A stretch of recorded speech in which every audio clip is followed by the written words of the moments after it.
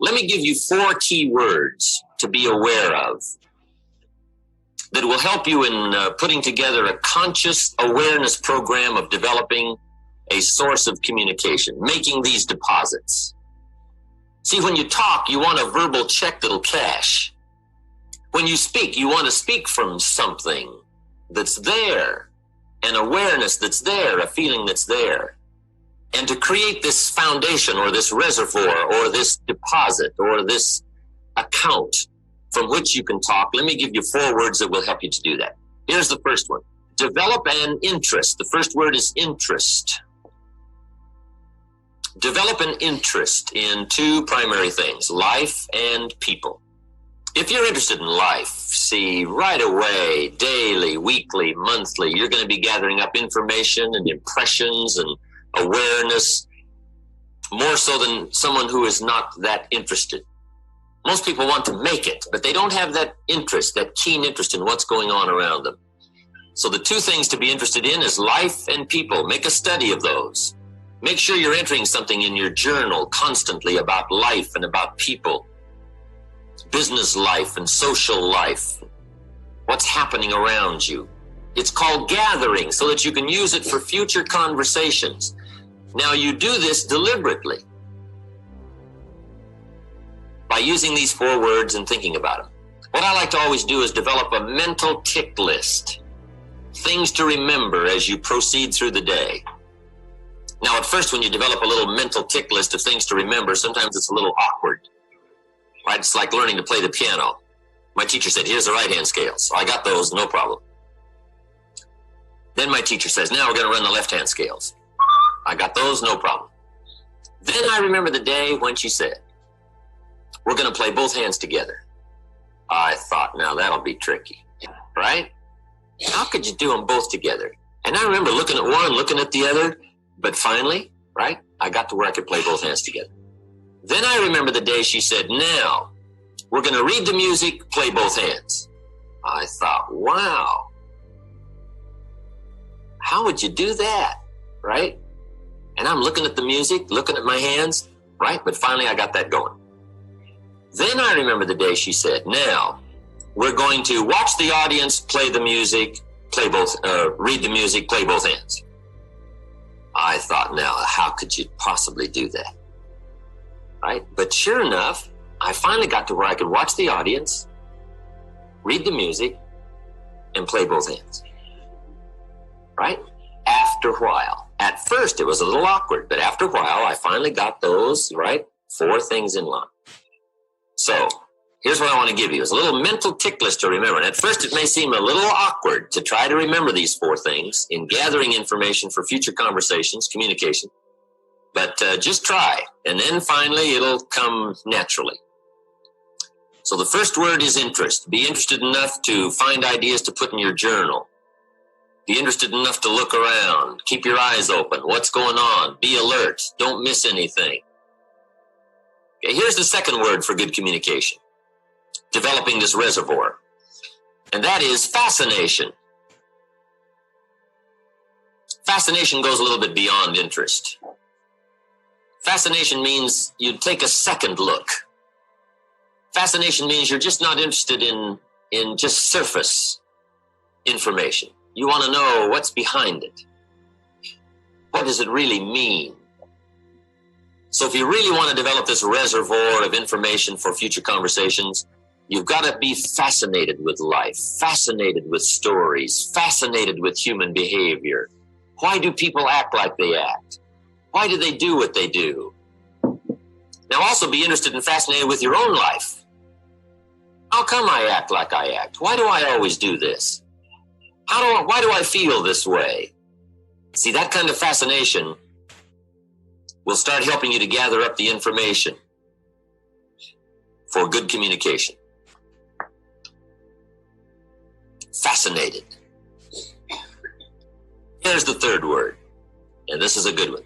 Sensitivity. Develop a sensitivity to life and people. Let what's happening during the day touch you. Let it affect you. Develop a sensitivity to both tragedy and success, both the highs and the lows of life. a sensitivity to people's feelings, a sensitivity to the complexity of life as well as the simplicity of life. How people are different and yet so much the same. Sensitivity to people's beliefs, the way they look at things. Here's a good phrase: let life touch you. Don't let it kill you, but let it touch you. Be sensitive. When Judy and I were married, I'll never forget, we got back from Europe. One time we were staying at the Waldorf Astoria in New York. It was about Christmas time. I don't know, the 20th of December, something like that. And we decided to rent a car and drive out to Long Island. Judy had never been to Long Island. Judy was raised in the Midwest, farm country too. And on the way out to Long Island, Judy had never been to Harlem. So we left the hotel, and not very far away from the Waldorf Astoria is Harlem. I will never forget the look on Judy's face as we drove through Harlem. Incredible. It was the 20th of December, but in Harlem there was not one sign of Christmas. There was not one Christmas light. There was not one Christmas tree. There was not one wreath on any door. There was not one strand of tinsel. And yet a few blocks away on Fifth Avenue and Park Avenue in New York and Rockefeller Center, there's the big blazing Christmas tree, and the ice skaters are skating, and the chestnuts are roasting, and the shops are full of clothes, and the shoppers are shopping, and there's this feeling of wealth and affluence. And a few blocks away is Harlem. Incredible. Judy talked about that experience for a long time after that, the impact it made on Harlem, and the incredible contrast in people's lives, from the wealthy to the poor, from the advantaged to the disadvantaged. It really affected her. But see, you want to be affected by life. Let it touch you. Let it reach you. When I lived in Northern California, 2 or 3 times a year, I would go to San Francisco, the Tenderloin district, down at what's known as the bottom of the world. Just go spend a day and see what it's like on the other side of life. Walk the streets where the lonely walk and talk to them. Find out their stories. Go eat where they eat. Visit with them for a while. It's an incredible experience. Because I was raised fairly well, I've never had any tragedy in my life, so I really don't know what it's like. But it's good to have a view and a look. You don't have to go live in poverty, but you got to be aware of it. You got to know about it. You got to be sensitive to it.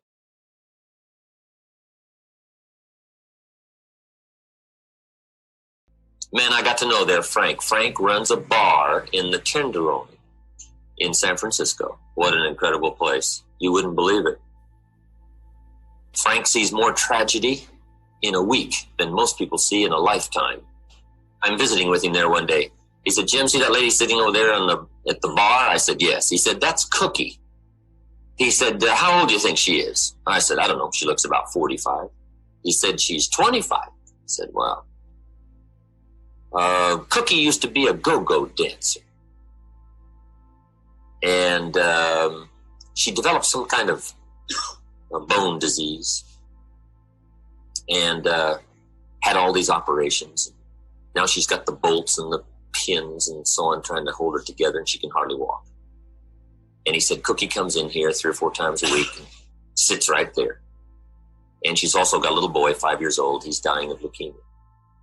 And said, Cookie comes here and drinks till she can't drink anymore. And usually I have to call a cab and have somebody come take her home.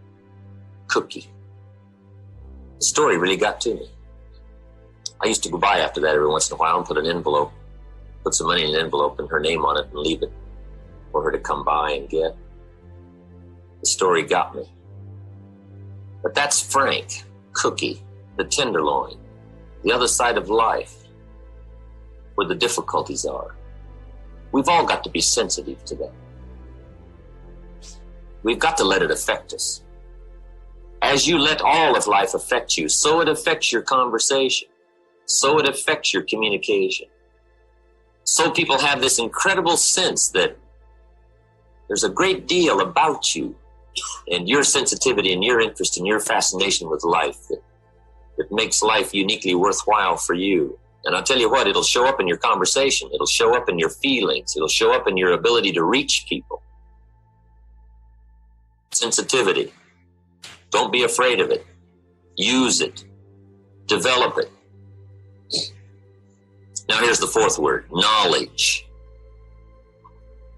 Develop a working knowledge. I've added one more word there, working knowledge of life and people. A working knowledge means a systematic way of gathering up all the information that comes your way and try to put it into some workable form. That's why we suggest a journal. You just got to have a daily journal to record the ideas and the impressions and the feelings and the things that come your way,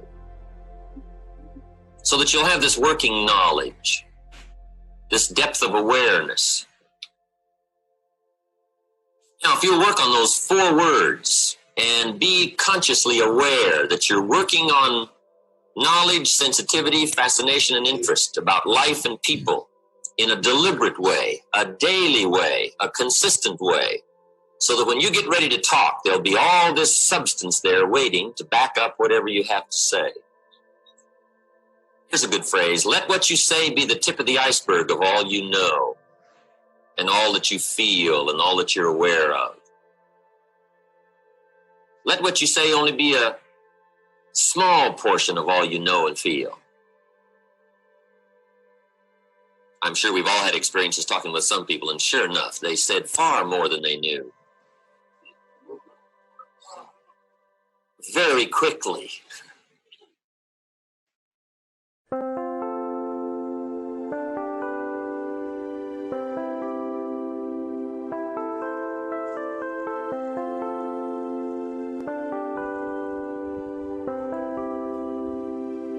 Chẳng được quên khi cơn mưa đêm lại về. Em đã quên lời thề và ta như đông chìm sâu, không còn mơ em anh nhạt màu. Em chỉ cần mơ đâu bye bye. Chỉ còn là những cơn mưa vô giá cho bên mơ em không mơ ai nhẹ. Anh một đêm mơ chỉ cần bên em không được còn nhớ và chỉ có em không còn nhớ và người ta bên nhau như ngã tơ. Muốn nhớ về say em chỉ có mấy em ở đây và anh như muốn chết đi nhưng không muốn em mơ mày. Tình yêu làm cho ta đau đầu không em như mà mơ mộng. Anh như đêm mong cầu và mưa bên em u sầu. Chào các bạn mà mơ chỉ có bên em nhưng là khó mơ. Mà đã ra em một bên ai anh không mong gì hơn, chỉ mong em sẽ ở đây ôm anh thật gần. Anh chỉ mong đôi ta được có nhau mà đừng em đâu anh có em. Một đêm bên anh có em, ta sẽ trao nhau môi hôn thật sâu, ôm anh cứ mưa mà ngâu và em chỉ nằm đâu. Anh không muốn em ở đâu đâu, một cơn gió thứ anh không mơ cầu. Mà gặp đôi anh mà bên giờ anh chỉ là my friend. Em quên đi bao lời hứa, quên đi cả những ngày xưa. Anh như là muốn nước, em không một chưa. Mà đừng ở đêm ở đêm, anh như một đôi mà game, không như là ba trên đêm, cho em nhiều hơn như là game. Chỉ cần là mưa thôi, em chỉ cần là mưa thôi, còn ai sẽ là nắng rồi.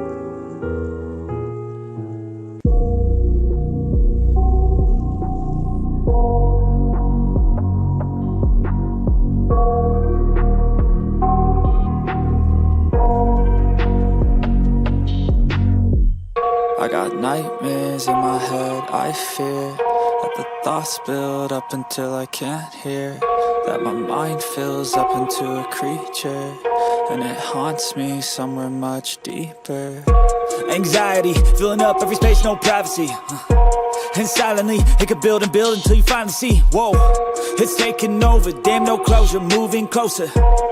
No exposure, I just wanna be a loner. Some can't stay sober, looking over all their shoulders, like moving boulders just to get out of the home. It sucks, I've had enough, I don't wanna feel the stuck under the rug, all my problems that I shove. I got nightmares in my head, I fear that the thoughts build up until I can't hear, that my mind fills up into a creature, and it haunts me somewhere much deeper.